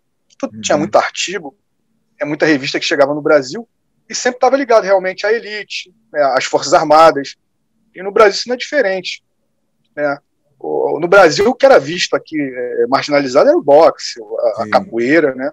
Até mesmo a luta livre, não tinha aí uma grande aceitação. O jiu-jitsu realmente ele tem essa visão, né, de uma luta para elite, uma luta científica. Mas a gente tem uma linhagem no jiu-jitsu, né? E acho que isso é uma outra dúvida também, porque não é uma coisa muito bem explicada. Eu lembro quando eu comecei a competir de faixa azul ainda no Rio, tinha uma turma que vinha do subúrbio do Rio, que não era diretamente ligada à Academia Gracie, né, mas que eram escolas como a Oriente, do Amélia Arruda, como o Muni, tinha uma turma lá boa e que competia com a gente lá e tal. E aí, depois de muitos anos, eu comecei a escutar da história do mestre Fada, da linhagem do Fada, que a linhagem do Fada seria uma linhagem diferente da linhagem Gracie, e que ela teria ido mais para a questão dos projetos sociais e levar jiu-jitsu para as comunidades mais carentes. Mas eu nunca tive muito contato, de fato, com essa linhagem. Onde é que isso se encaixa na história e o que tem de verdade nisso aí? Então, isso também foi uma outra pesquisa assim, que também foi bem gratificante para a gente, né? A gente foi levantando algumas documentações. E, cara, foi fascinante, porque você descobre que, na verdade, Fada é Gracie, né? E já tem até uns memezinhos, né, rodando na internet, né? Fada é Gracie. Você já viu aquele... O contrário deve estar doido, então, hein? Os caras ficaram bem chateados comigo no começo, mas eu acho que depois os caras entenderam.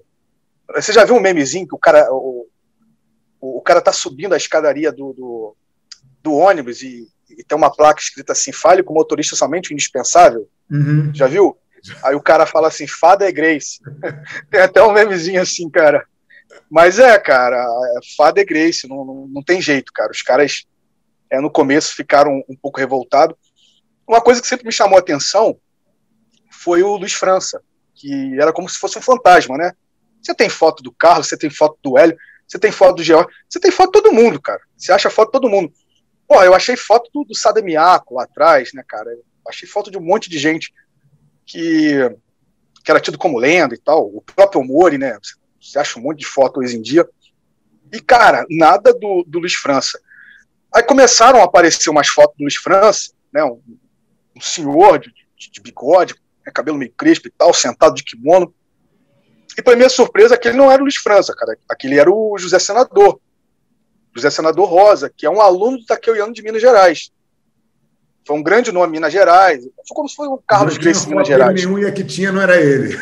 Não, usavam a foto. Cara, chegaram a usar a foto do Hollis, cara, do Hollis, né? Pegaram a foto. Tem uma foto do Hollis muito bonita, que ele tá sentado assim, uma foto preto e branco, novinho, né? Rostinho bem liso. E eu vi também, vendendo aquela foto ali como se fosse o França, né? O Luiz França. E eu fui me envolvendo com as pesquisas e consegui, cara, a documentação com a Marinha, com outros parceiros de pesquisa. E hoje você tem duas fotos realmente do Luiz França no livro, né, rodando por aí.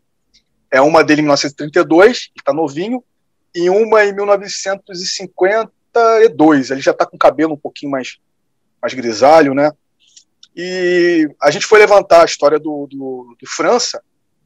O França, ele falava... Na verdade, o França falou isso, né, mas a gente não tem documentado.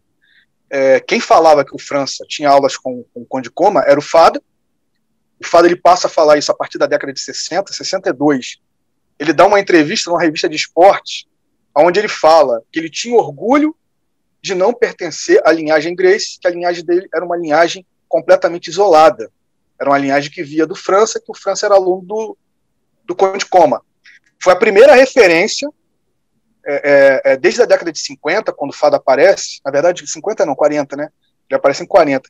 Foi a primeira referência aonde ele fala a origem do França. Ele fala do Conde Coma. Ele tenta, aconteceu alguma coisa ali, cara, que ele tenta se afastar dos Gracie. Uhum. A gente percebe que ele tenta se afastar dos Gracie. E depois a gente consegue uma outra referência sobre o Conde Coma e o França, com um ex-aluno dele que morreu, né, há pouco tempo. Era o Mestre Vieira, do Rio de Janeiro. O Mestre Vieira chegou a treinar com o França também, em Natal, na Marinha. O França é o seguinte, cara, o França, ele entra para a Marinha muito novo, com 18 anos, e a Marinha era um polo, né, de artes marciais. Tinha uma tradição no jiu-jitsu, desde do Sadamiaco, depois o Conde Coma. Vai ter uma tradição muito forte no jiu-jitsu, até a década de 50.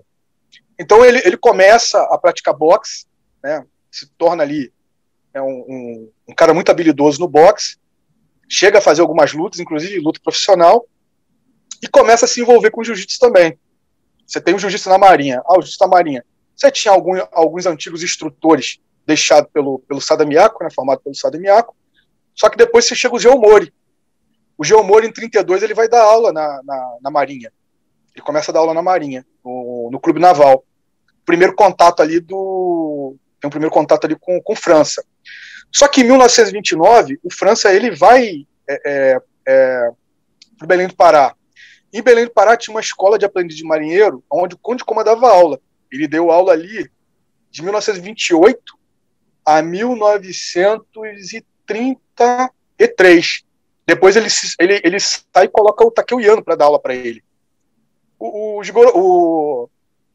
Conde Coma, ele já estava envolvido com outros projetos. Ele não estava tão envolvido com o judô mais, né? Com o judô, o jiu-jitsu, né? Como queira. Então ele coloca o Takeo Yano. Em 1929 tem uma viagem do navio que o França trabalhava, né, para essa escola de marinheiros. Eles visitam. Provavelmente é aí que tem esse contato. Uhum. Então ele deve ter tido alguma aula ali com o Conde Coma. A gente não conseguiu achar outras possibilidades dele ter, né? Porque depois, em 32, ele já passa a trabalhar fora dos navios. Ele não está mais embarcado. Ele passa a trabalhar em terra. Aí passa a competir em tudo. Você encontra ele lutando boxe, você encontra ele lutando jiu-jitsu, você encontra ele fazendo catch-scan. Ele começa a aparecer muito nos torneios ali, que era promovido pelo Takeo Yano e pelo Geomori. O Geomori chega primeiro em 32, na escola no Clube Naval, né, dá aula ali para os marinheiros, onde o França estava. Depois o Takeo Yano é contratado pelo Clube de Esportes da Marinha. A Liga de Esporte da Marinha. A Liga de Esporte da Marinha, ela tinha um comandante chamado Capitão Souto, que era o cara responsável.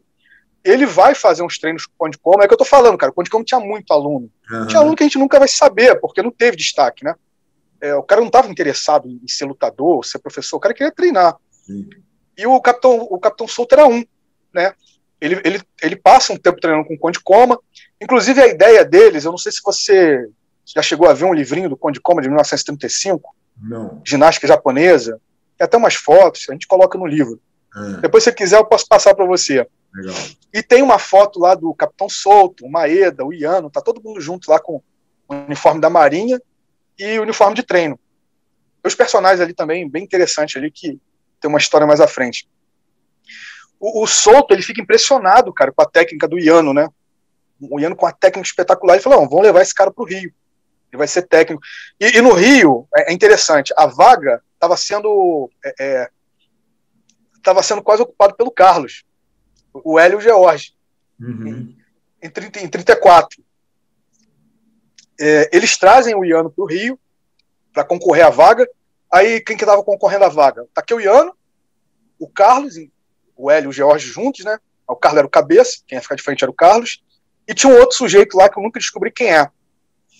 E aconteceu aquela agressão do Manuel Rufino, que todo mundo conhece, né? No final ali de 33, e os Gracie sofreram aí um processo.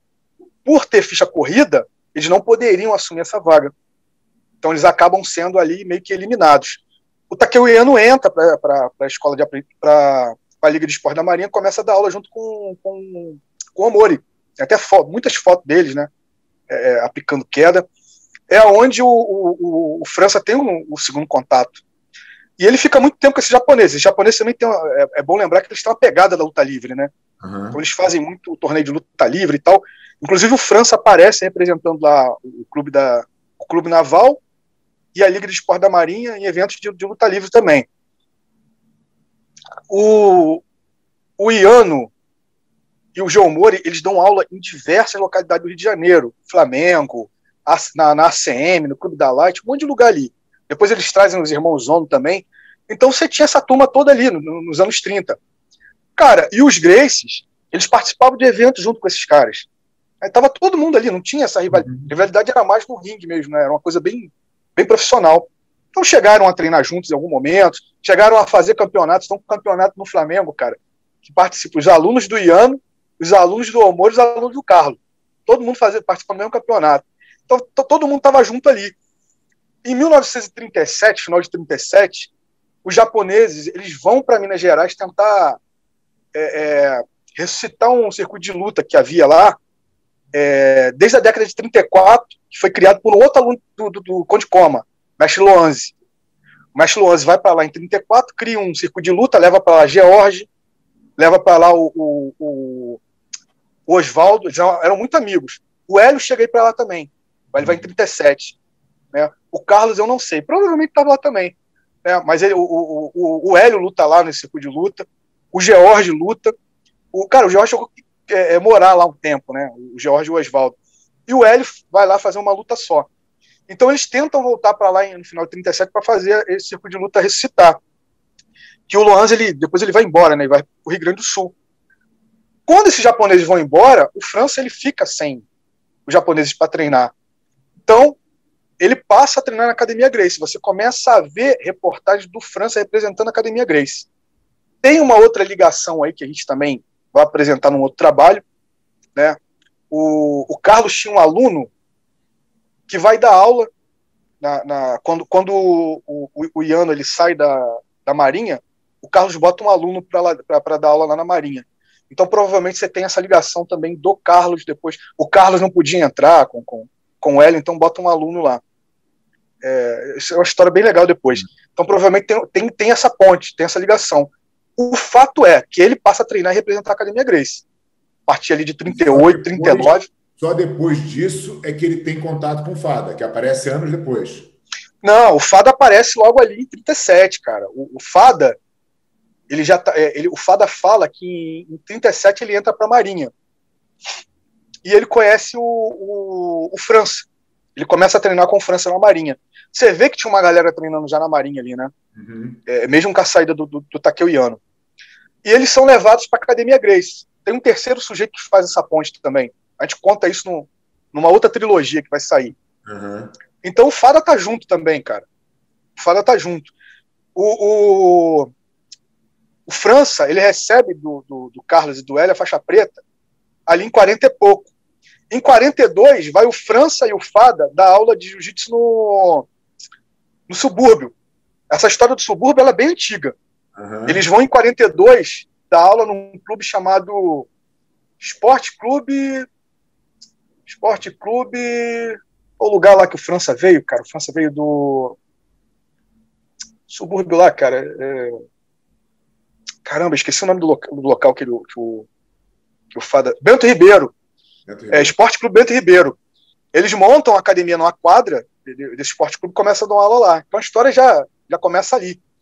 O Fada junto, o Fada era ajudante do França.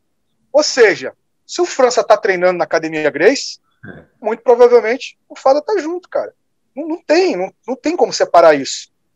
Em 44, o navio que o França está é atacado pelos alemães. O torpedo alemão lá explode.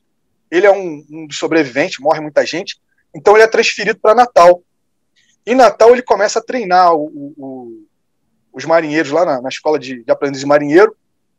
Ele começa a treinar uma galera ali, cara. Então vira um polo de lutadores também. Ele vai ser muito importante também para os circuitos de lutas que virão depois, né? Aí vai aparecendo, cara, aluno do George, aluno do Iano, aluno do Carlos. Meu irmão, é uma mistura ali de linhagens entre esses lutadores, para você ver que a história do nosso jiu-jitsu, ela é uma história de uma construção coletiva. É claro, alguns têm um peso maior que o outro, isso é inegável, cara. O trabalho dos Gracie, o cara que fala que os Gracie não tiveram peso, não tiveram importância, o cara tem que ser jogado na ponte, Niterói. Eu acho que o ponto é assim, né, cara? Como você está explicando aí, está muito claro. Pô, são várias fontes, várias pessoas influenciaram. Agora, tirar a proporcionalidade, né, cara? Não dá, cara. Não dá, velho. Hoje, da família Gracie, realmente não tem o menor sentido, né? O jiu-jitsu, ele chega a quase acabar, velho, num determinado momento ali. Uhum. Até a década de 30, final da década de 30, você tinha a Academia Gracie. A Academia Gracie, ela fecha depois. O Carlos, ele vai pro Nordeste. Cara, início de 30 ali, a gente não tem uma data precisa, mas é início, 40, 41 no máximo. Ele vai pro Nordeste. O Hélio, ele acaba fechando a academia. O Hélio vai dar aula particular e se envolve lá com... O Hélio sai do jiu-jitsu uma época, né? Ele sai não... Cara, o Hélio, ele tem essa coisa especial no jiu-jitsu, porque, cara, ele não abandona o jiu-jitsu de maneira nenhuma. Ele não chega a sair. Ele fecha a academia, mas ele dá aula no apartamento dele. Uhum. Então tinha uma galera que quer treinar com ele. Ele fica dando aula na casa dele ali. Ele não abandona em momento nenhum. Tanto é que ele arruma uma confusão com uma galera ali na década de 40. Né? O pessoal vai dar aula e ele vai lá cobrar os caras que estão dando aula aí com permissão de quem? Quem deu diploma para vocês? Então, ele estava afastado, mas nem tanto. Então, um dos motivos também, que na década de 30, o Hélio bate muito forte nessa galera, você tem uma galera ali dando aula, inclusive o França, o Fada, outros representantes ali que passaram pela Academia Gracie, dando aula na década de 40, o Hélio meio que bate um pouco forte neles, a galera meio que esvazia ali as academias, né? A coisa, cara, quase morre, cara, na década de 40. O Hélio percebe isso. O Hélio, cara, tinha um gênio muito forte, a gente conversa muito, né? Eu e o Pedrinho, e era um cara difícil. Isso aí é inegável, cara. O Hélio era um cara... Inegável. Eu tive a honra de conhecê-lo. Comigo ele sempre foi muito simpático, muito gentil, mas eu conheço a história. Tinha um gênio muito forte, era um gênio muito forte. Então, o sujeito cabeça da relação era o Carlos, cara. Não adianta. Não existiria Hélio sem o Carlos. O Carlos é o cabeça, não dá, velho. É o Carlos que consegue manter as coisas andando. Por isso que eu falo, sem o Carlos, se o Carlos morre antes ali, na década de 40, não tinha nada, a gente não estaria nem aqui conversando. O Carlos, ele percebe que o jiu-jitsu está morrendo, cara, ele volta do Nordeste e reúne todo mundo. Ele percebe também que o Hélio é horrível nessa coisa de relação com as pessoas, né? Então ele volta, reúne todo mundo e fala assim, cara, se a gente não se juntar aqui, isso vai acabar, cara. Não tem jeito. A gente tem que se juntar e fazer alguma coisa para isso voltar a acontecer. Então eles se juntam no início de 50, final de 40 ali já está planejando. Aí é a Academia Gracie da Rio Branco. Isso. Você sabe que tem uma 50... né? A Academia Gracie da Rio Branco era no 17º andar, se eu não me engano, e a sobreloja daquele prédio é da minha família desde sempre. Meu tio tinha uma empresa lá, meu irmão tem até hoje, o escritório dele é lá. Cara, legal, cara. 51. Bacana essas coincidências, né? Muito legal. Então, eles acabam se juntando ali nos anos 50. Aí o que eles fazem? Para a gente voltar a ganhar as manchetes, voltar a fazer o jiu-jitsu ganhar ali um oxigênio, vão fazer um campeonato. Aí se junta a Academia Gracie, inclusive é o primeiro campeonato do Carson, 1950. Se junta a Academia Gracie, a Academia Fada, que tinha o Fada mais 3 alunos, a Academia do Cordeiro, a Academia do Maia, que também era um ex-aluno dos Gracie, e mais uma academia, cara, deixa eu lembrar aqui, Cordeiro, Maia,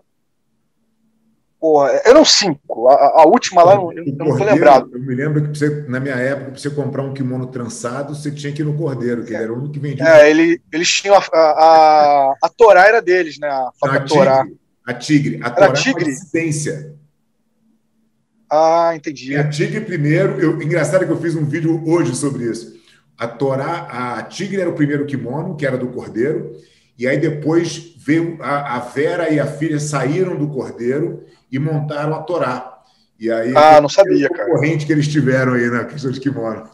Cara, isso eu não sabia. Eu lembro que a Tigre é bem antiga, né? Mas a Torá, ela era muito mais... Para Tigre. Kimono cru, e a Torá é a primeira que faz o kimono alvejado, o kimono branco. Não tinha isso no jiu-jitsu. Era... O Hélio não, o Fada conta, né, que pegava, ele ia nos mercados, pegar aqueles sacos lá de batata, de feijão, que antigamente vinha naqueles sacos reforçados, né? Ele cortava para costurar e fazer kimono, né, cara? Isso aí porque já era difícil. Né? Eu tô falando aí da década de 80. Era difícil ter kimono. Era difícil. O Cordeiro, ele tem essa sacada, né, de começar a criar esses kimonos aí e vender. Mas, enfim, eles fazem esse campeonato na década de 50. Esse campeonato ele teve 3 etapas, né? A primeira etapa, a segunda etapa e a terceira etapa. Cara, o campeonato foi um sucesso, mas também teve uma polêmica danada, né? Teve briga, uma confusão. O Carson luta pela primeira vez, é campeão. O Fada luta representando a Academia Fada. E interessante, né? O Fada vai lutar, cara, com um sujeito chamado Marinho, que era aluno do Hélio. E o Marinho era um cara muito forte. O Marinho, ele aplica uma queda no Fada, e o Fada vai tentar cair e colocar a mão, onde ele tem o braço quebrado, né? O peso do corpo em cima do braço quebra o braço, ele fica impossibilitado de poder lutar. E quando a gente achou essa matéria e colocou lá, o pessoal do Fada, mentira, não pode, não sei o que lá e tal. Estão denegrindo a imagem do grande mestre Fada. Eu falei, cara, vocês nem sabiam que o cara estava participando de campeonato lá atrás, pô. A gente tá levantando uma coisa aí que vocês não tinham nem ideia, pô. Tem que agradecer. E, cara, a história é feita disso, cara, de erro e acerto. Entendeu? Ninguém é vilão. Tomar uma tem queda umas coisas assim. É um acidente, isso não tem demérito nenhum nisso. Não tira mérito nenhum. Você tá vendo o cara lá construindo a história dele. E é interessante que ele luta, perde. Depois ele tenta voltar numa luta lá. O aluno dele, o Xandu, luta com um representante lá da Cordeiro, que foi o Eda, foi um japonês muito conhecido no Rio de Janeiro, né? E eles acabam empatando, eu acho. Cara, tem lutas muito bacanas. Mas no final desse campeonato, eles não conseguem entrar ali, né, num acordo de regras. As regras eram muito confusas e tinha aquela coisa também que o Carlos queria fazer espetáculo, né? O Carlos sempre foi empreendedor, né, cara? O cara sempre teve a ideia, né, voltada para empreendimento. O que o Carlos teve a ideia? Vamos cobrar ingresso, o pessoal assistir. E o Cordeiro era contra. O Cordeiro queria que a coisa fosse, né? Não, é amador. Já vem do espírito do judô, né? O judô tem muito essa coisa de amadorismo, né? Bem a diferença aqui. É isso que eu falo, né? Essa cabeça muda tudo, né? Muda, cara. É uma coisa sensacional. Então, de certo modo, a coisa volta a acontecer no Rio de Janeiro, que estava acabando, cara, ia acabar. E nessa mesma época, eu costumo falar assim, eu vou tentar ser bem respeitoso para não parecer assim desrespeitoso. Na minha opinião, como pesquisador, até aí era tudo uma coisa só. Era tudo vinha tudo da mesma origem, vamos dizer assim. Só que cada escola tinha sua particularidade, como existe hoje, né? Como existe hoje. A metodologia da Aliança é diferente da metodologia de outras escolas, e assim sucessivamente. Naquela época não era diferente. Na minha opinião, como pesquisador, tudo muda a partir dali. A partir de 1950, você tem o racha entre esses grandes personagens, né? Eu colocaria assim de frente o Cordeiro, que era o cara que encabeçou esse movimento, e o Hélio do outro lado. Há alguns momentos, eles voltam a se juntar, mas, cara, não dá certo. É como água e óleo, né? Eles não conseguem se misturar e acabam, né, se separando de novo. O Hélio, cara, o que eu percebo, né, é que ele tenta realmente embarcar naquilo ali porque ele percebe que a coisa está mais organizada. Você tem a criação da Federação de Judô da Guanabara em 60. A do Jiu-Jitsu só vai sair né, 7 anos depois. E foi um marco também. Se não tem essa federação, a coisa não andava, não vingava. Então, para mim, até ali era uma coisa só. É claro, voltando, cada um tinha sua particularidade, cada um, né, tinha um peso diferente na história, na parte técnica, né? Não existia um padrão. A partir dali você começa a ter um padrão, né? Você divide, ó, a gente não aceita concorrer dentro dessas regras estabelecidas internacionais. Então a gente vai fazer as coisas como a gente vem sempre fazendo do mesmo jeito. Então você tem um pessoal que fica ali encabeçado pelo Hélio, e o pessoal, né, que quer se envolver com essas regras internacionais, que era o judô, né, entre aspas, o pessoal vai para o outro lado. Então você tem ali, né, um funil, o pessoal acaba se dividindo, né? Vai o pessoal para o judô e o pessoal para o jiu-jitsu. Mas era uma coisa só, é muito interessante. Muito né? legal, A federação do judô é criada em 60, a federação do jiu-jitsu ela começa ali em 65, só que, né, só oficializada em 67. Então você vê que os projetos são muito parecidos. O que muda é a regra. Até ali, era a mesma coisa. Você só tinha uma ênfase muito maior no chão, né? E a partir daí você começa a ter uma diferença por causa das regras internacionais. O pessoal do judô se separa um pouco, né? Não que isso não tivesse acontecendo lá fora. Como eu falei, a primeira missão do Kodokan no Brasil em 39, que o Hélio participou, foi levado para São Paulo, para Colônia, gostou muito, elogiou muito os japoneses, aconteceu em 39. O Hélio recebe até, cara, o 2º grau na faixa preta. Ele participa de um campeonato de judô, né? E, cara, ele era tudo uma coisa só. Então, quando você tem a Segunda Guerra Mundial, que acaba selando, né, a vinda dos japoneses novamente. Você só vai ter esse pessoal de novo no Brasil em 52, cara. O Kotani só volta do Brasil em 52. Olha o tempo que esse pessoal ficou isolado. Sim. Então, cara, não é errado o que eles faziam, né? Não era errado. A gente aprendeu desse jeito e a gente vai continuar lutando desse jeito. Já essa turma do Cordeiro já começou a ter um contato maior com os japoneses de São Paulo, que era o Ogawa. O Ogawa é responsável, né?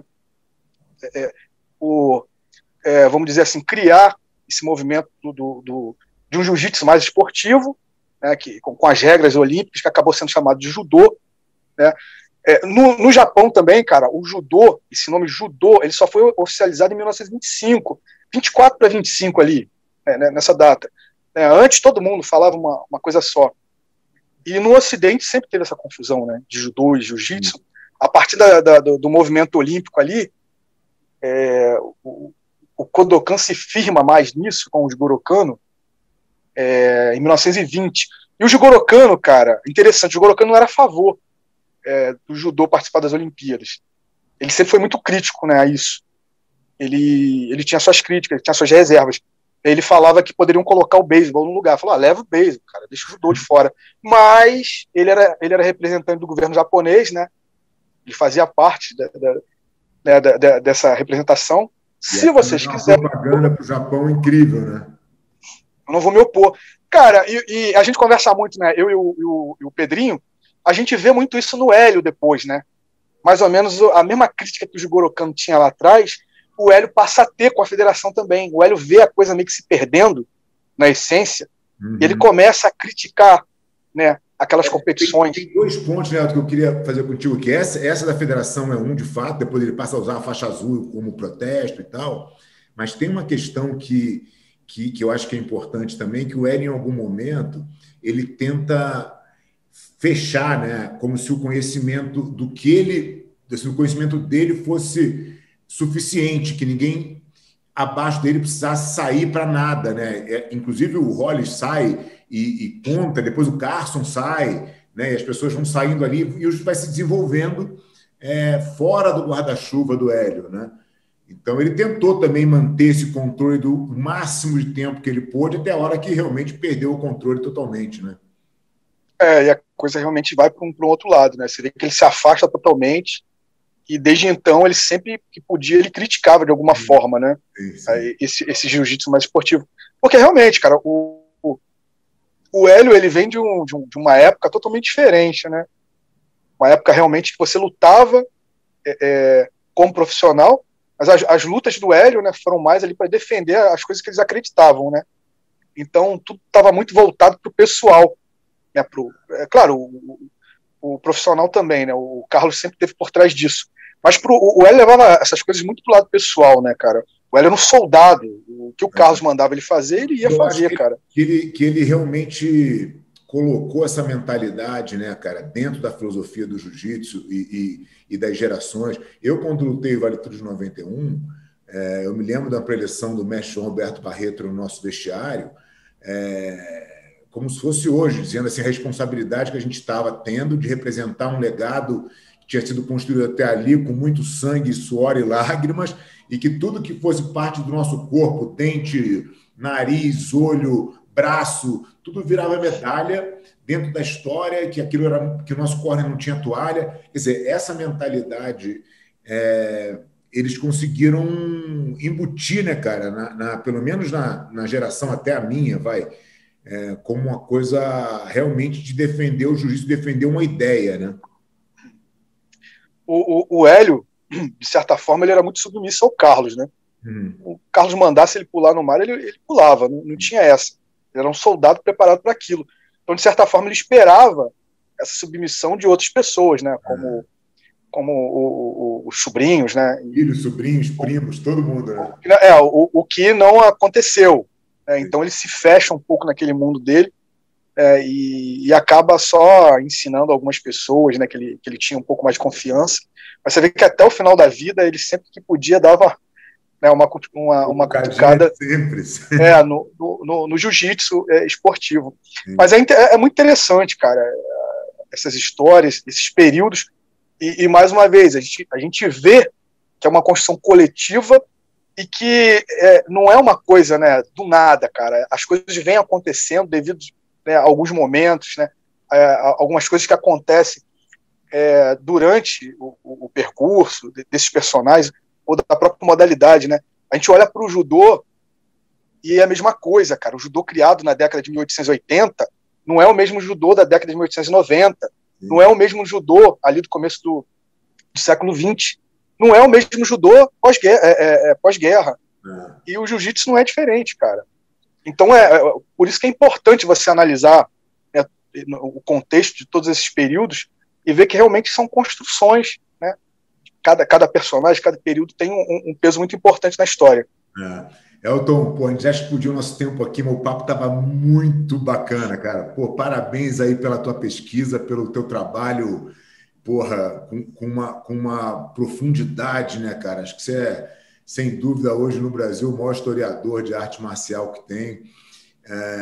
Estou muito ansioso para ler a trilogia. Assim que chegar aqui, eu vou devorar ela e a gente vai voltar a se falar. Mas acho que esse papo já foi, assim, muito esclarecedor. Acho que as pessoas têm uma ignorância realmente com relação à história. E queria te agradecer muito aí pelo teu tempo, pelo teu papo e te dar mais uma vez os parabéns aí pelo teu trabalho, que, pô, sensacional, cara. Cara, eu também gostei, né? Muito legal esse bate-papo. A gente tem diariamente ali no grupo ali, o qual faz parte os Valentes, né? Se você quiser depois entrar para esse grupo também, pode me botar, seria uma grande honra, cara. Tem dia que o pau quebra. O que eu vivi, eu posso contar. Tem dia que o pau quebra, cara, mas é um negócio bem bacana. A gente se respeita muito, mas é bem legal, né? Sempre tentando ali. Foi muito legal. Cara, agradecer mais uma vez aí, né, ao Magno por essa ponte, agradecer por você abrir esse espaço, que é um espaço muito importante para a gente. Um trabalho que eu e o Eduardo a gente desenvolveu ao longo de 5 para 6 anos, né? E, cara, foi uma coisa feita com muita dedicação, muito carinho e, de certa forma, bem parcial, cara. A gente quis contar realmente a história, né, sem muito romance, né, sem essa coisa de fã, tentando manter ali, né, uma visão mais clínica, mais imparcial, e fazendo essas análises aí desses personagens e dessas técnicas, né, que criaram, né, o que a gente vai chamar de Vale Tudo e depois MMA. Cara, queria te pedir uma coisa também que responde, pelo amor de Deus, o Cristiano Milfon. O cara é teu fã, é um do seu fã número 1, velho. O cara é fã da Aliança. Ele falou, porra, fala pro Gurgel me responder lá. Aonde que ele Eu mandou falei, mensagem? ele tá no mesmo... acho que, cara, ele mandou mensagem para algum lugar aí, cara. Vou O cara tentar tem achar. chinelo da Aliança, o cara tem assim, camisa da Aliança, tem kimono da Aliança. Aliança. Eu saí de rede social, né, cara? Então, assim, eu não respondo comentário de Instagram, essas coisas, realmente eu não vejo muitas vezes, entendeu? Então, se ele me mandou por lá, pode ser que tenha passado batido. Eu também tô dando depois dá meu WhatsApp para ele, ele me chama. Eu vou jogar você no grupo lá, que tá o pessoal lá, e ele tá lá também, mas o cara resolveu. O cara é fãzão. Valeu. Então, gente, só para terminar, esse livro aqui, ele tá na Amazon, né? Uhum. E o outro aqui, ele tá na AGBook aqui no Brasil. Então são 3 livros, contando aí essa odisseia, né, desses personagens na criação do Vale Tudo no Brasil e no mundo. E quem quiser, né, nos prestigiar aí, poder comprar esse livro e depois dar um feedback. É obrigatório, cara. Quem gosta de arte marcial, de jiu-jitsu, por saber a história, eu vou deixar o link do livro aqui na descrição desse vídeo. E assim que chegar os meus, eu vou postar para vocês ficarem com a inveja. Tá, cara, precisando de qualquer coisa nesse sentido aí, a consultoria, né? Eu e o Eduardo, a gente está, né, à disposição. Novamente, Muito legal, obrigado. Tom. Muito obrigado pelo papo aí, cara. Valeu. Que isso, eu que agradeço. Valeu.